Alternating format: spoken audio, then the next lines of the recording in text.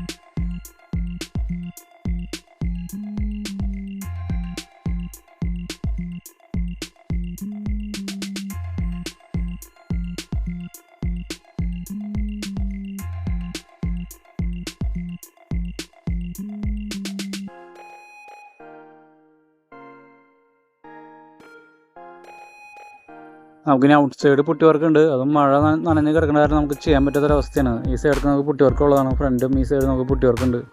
അപ്പോൾ മഴ നനഞ്ഞാണ് കാരണം നമുക്ക് ചെയ്യാൻ പറ്റാത്തൊരു സീനാണ്. അപ്പോൾ എല്ലാവരും നമ്മുടെ ചാനൽ ഷെയർ ചെയ്യുക, സബ്സ്ക്രൈബ് ചെയ്യുക. ഓക്കെ.